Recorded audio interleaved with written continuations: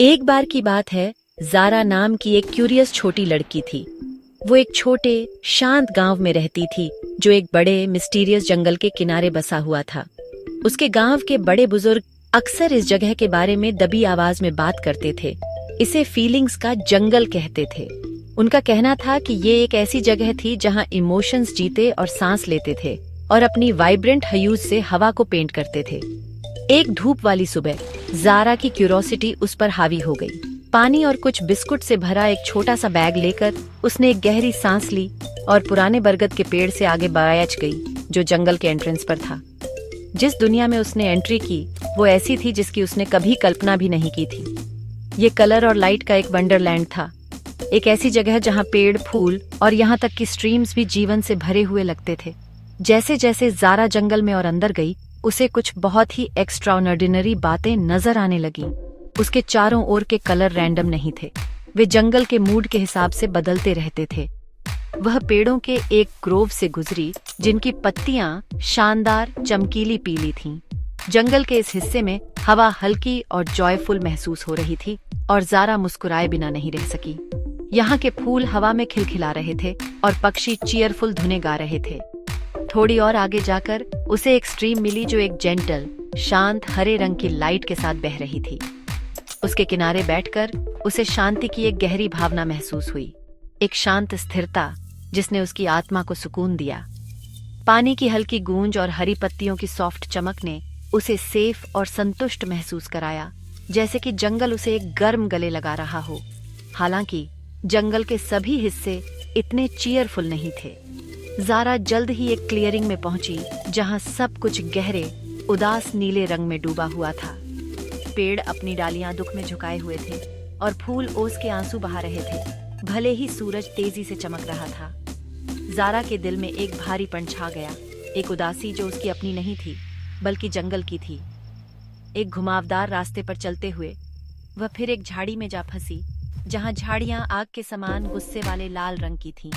हवा में तनाव था और पौधों के कांटे तेज और अधिक डरावने लग रहे थे।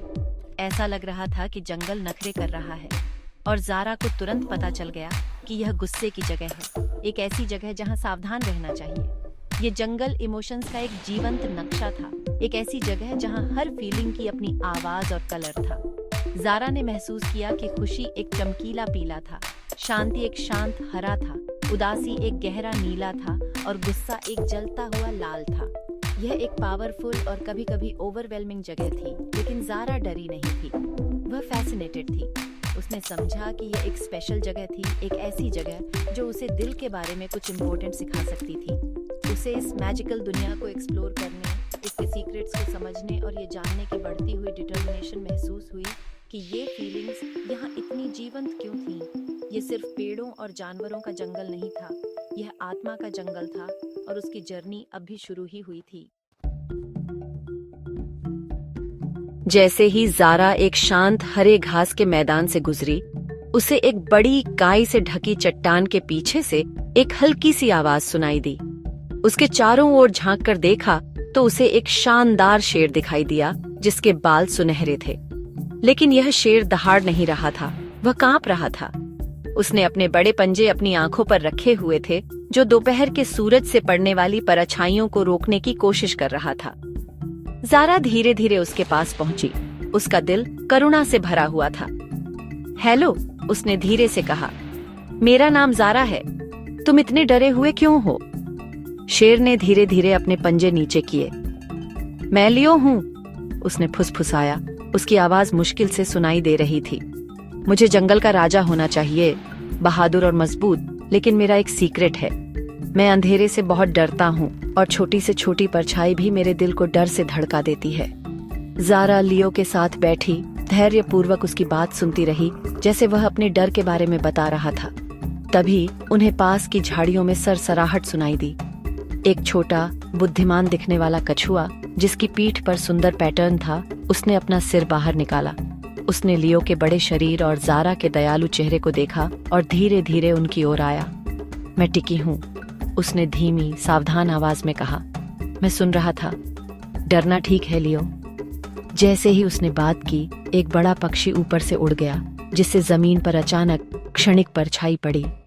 एक पल में टिकी ने अपना सिर और पैर अपने खोल में खींच लिए, पूरी तरह से गायब हो गया। ज़ारा और लियो चुपचाप इंतजार करते रहे, जब तक कि कुछ देर बाद टिकी का सिर सावधानी से फिर से दिखाई नहीं दिया। वह शर्मिंदा लग रहा था। देखो, टिकी ने शर्म से भरी आवाज में समझाया, हम सभी को डर लगता है। लियो अंधेरे से डरता है और मैं परेशानी से डरता हूँ। जब भी चीजें मुश्किल या डरावनी होती हैं, मैं बस अपने खोल में छिप जाता हूँ। ये मेरी आदत है। मैं बहादुर बनना चाहता हूँ और समस्याओं का सामना करना चाहता हूँ, लेकिन मेरी पहली इंस्टिंक्ट हमेशा पीछे हटना और उम्मीद करना होती है कि परेशानी अपने आप चली जाएगी। ज़ारा ने अपने दो नए दोस्तों को देखा। उसने एक शेर को देखा जो शक्तिशाली होने से डरता था और एक कछुआ जो मौजूद होने से डरता था। आकार और शक्ति में उनके बड़े अंतर के बावजूद वे दोनों अपनी भावनाओं से फंसे हुए थे। अपने डर के कारण खुद का सबसे अच्छा वर्जन नहीं बन पा रहे थे। ज़ारा का दिल उन पर आ गया। वह जानती थी कि इस जंगल में जवाब थे और उसे अपने अंदर एक उद्देश्य की भावना बढ़ती हुई महसूस हुई। मुझे लगता है कि मुझे कुछ ऐसा पता है जो हमारी मदद कर सकता है, उसने नए कॉन्फिडेंस के साथ अनाउंस किया। गांव के बुजुर्गों ने क्रिस्टल ऑन ऑफ कॉन्फिडेंस के बारे में बात की थी, एक मैजिकल रत्न जो इस जंगल में गहराई में छिपा हुआ था। वे कहते हैं कि यह हमारी भावनाओं के सभी रंगों से चमकता है और हमें उन्हें समझने और मैनेज करने की शक्ति रखता है। ये डर को दूर नहीं करता, लेकिन यह हमें सिखाता है कि जब हम डरे हुए हों तब भी बहादुर कैसे बने। क्या होगा अगर हम सब मिलकर इसे खोजने जाएं? लियो की आंखों में उम्मीद की एक चमक दिखाई दी और टिकी ने धीरे धीरे अपना सिर हिलाया। उसकी आंखों में हिम्मत की एक चिंगारी थी। और इस तरह तीन अनलाइकली दोस्त, एक क्यूरियस लड़की, एक डरा हुआ शेर और एक शर्मीला कछुआ अपने बड़े एडवेंचर पर निकल पड़े। क्रिस्टल ऑन ऑफ कॉन्फिडेंस की उनकी तलाश आसान नहीं थी। रास्ता घुमावदार था और चुनौतियों से भरा था, जिसने उनमें से हर एक को टेस्ट किया। उनकी पहली बड़ी बाधा व्हिस्परिंग केव्स थी, एक अंधेरी और गूंजती हुई भूल भुलैया। जैसे ही वे एंट्रेंस पर खड़े हुए, लियो तेजी से कांपने लगा। अंदर का गहरा अंधेरा उसका सबसे बड़ा डर था, जो सच हो गया था। वह मुड़कर भागना चाहता था, धूप वाले घास के मैदानों की सेफ्टी में वापस भागना चाहता था। उसे घबराहट की ठंडी पकड़ ने जकड़ लिया। उसकी शक्तिशाली दहाड़ एक दयनीय फुसफुसाहट में बदल गई। वह अपने डर से पूरी तरह से जम गया था। अपने दोस्त की परेशानी देखकर ज़ारा जानती थी कि उसे कुछ करना होगा। उसे स्ट्रीम के पास की शांत हरी रोशनी याद आई और उसने शांत रहने की उस भावना को चैनल करने की कोशिश की। उसने लियो का बड़ा पंजा अपने छोटे हाथ में लिया। डरना ठीक है लियो, उसने सुकून देने वाली आवाज में कहा, लेकिन तुम अकेले नहीं हो, मैं तुम्हारे साथ हूँ और टिकी भी है। हम अंधेरे में तुम्हारी रोशनी बनेंगे।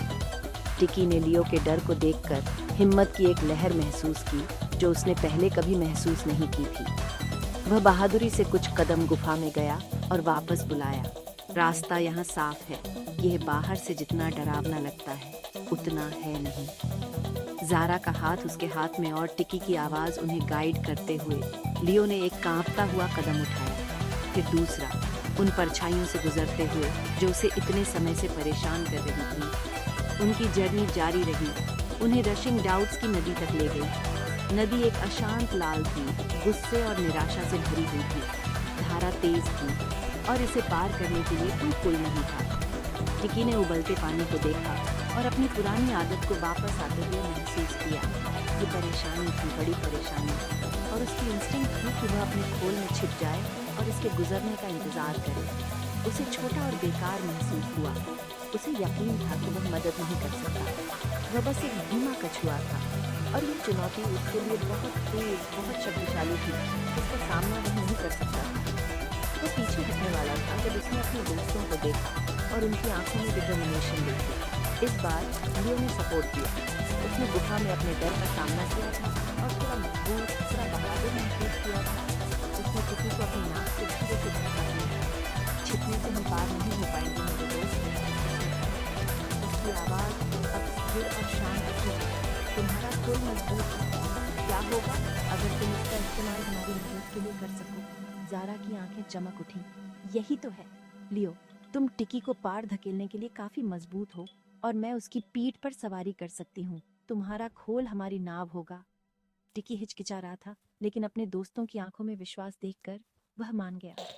उसने खुद को अंदर समेट लिया और लियो के एक जोरदार धक्के के साथ वह एक मजबूत राफ्ट बन गया। ज़ारा को सुरक्षित रूप से दूसरी ओर ले गया। उन्होंने एक साथ काम करके अपनी कमजोरियों को ताकतों में बदल दिया था। ऐसी कई चुनौतियों को पार करने के बाद तीनों आखिरकार जंगल के हार्ट तक पहुंचे। वहां एक धूप वाली जगह में एक शानदार प्राचीन पेड़ था जिसकी शाखाएं आकाश तक पहुंची हुई थीं। उसकी जड़ों के बीच एक सिंगल क्रिस्टल नहीं बल्कि चमकते पत्थरों का एक क्लस्टर था। हर एक अलग अलग रंग से चमक रहा था, पीला, हरा, नीला और लाल। यही क्रिस्टल ऑफ कॉन्फिडेंस था। जैसे ही वे करीब आए, एक सॉफ्ट गर्म रोशनी ने उन्हें घेर लिया और एक जेंटल आवाज उनके दिमाग में फुसफुसाती हुई सुनाई दी। इसने उन्हें बताया कि कॉन्फिडेंस डर या उदासी की गैर मौजूदगी नहीं थी, बल्कि सब कुछ महसूस करने और फिर भी आगे बढ़ने की हिम्मत थी। क्रिस्टल ने उनकी भावनाओं को मिटाया नहीं, इसने उन्हें समझने में मदद की। क्रिस्टल की चमक में खड़े होकर लियो ने क्लियरिंग में नाचती हुई परछाइयों को देखा और डर की एक जानी पहचानी चुभन महसूस की, लेकिन अब यह उसे कंट्रोल नहीं कर रहा था। उसने समझा कि उसका डर बस एक फीलिंग थी, जैसे उदासी का नीला या खुशी का पीला। ये उसका एक हिस्सा था, लेकिन उसे पूरा नहीं होना था। टिकी ने अपरिचित जगह पर चारों ओर देखा और जब उसे छिपने की एक छोटी सी इच्छा हुई तो उसने इसका विरोध किया। उसने महसूस किया कि अपने दोस्तों के साथ चुनौतियों का सामना करना अकेले उनसे छिपने से कहीं ज्यादा फायदेमंद था। उसे अपने मजबूत खोल पर गर्व महसूस हुआ, न कि एक छिपने की जगह के रूप में, बल्कि एक ऐसे टूल के रूप में जो दूसरों की मदद कर सके। उन्हें कोई मैजिक क्योर नहीं मिला था, बल्कि कुछ कहीं बेहतर मिला था, सेल्फ अवेयरनेस। ज़ारा ने अपने दोस्तों को और फिर क्रिस्टल को देखा। उसका दिल समझ से भर गया। उसने महसूस किया कि हर रंग, हर इमोशन का अपना एक उद्देश्य था। गुस्से का लाल बदलाव को बढ़ावा दे सकता था, उदासी का नीला सहानुभूति सिखा सकता था, खुशी का पीला गर्माहट फैला सकता था और शांति का हरा ठीक कर सकता था। जंगल अराजक नहीं था, ये बैलेंस्ड था। एक पूरा जीवन जीने का मतलब भावनाओं के पूरे स्पेक्ट्रम का अनुभव करना था। लक्ष्य सिर्फ पीले और हरे रंग को महसूस करना नहीं था, बल्कि लाल और नीले रंग को ग्रेस और हिम्मत के साथ नेविगेट करना सीखना था। सबसे बड़ी ताकत मुश्किल भावनाओं से बचने में नहीं थी, बल्कि उनसे सीखने में थी। जैसे ही यह एहसास उन्हें हुआ, पूरा जंगल चमकने लगा।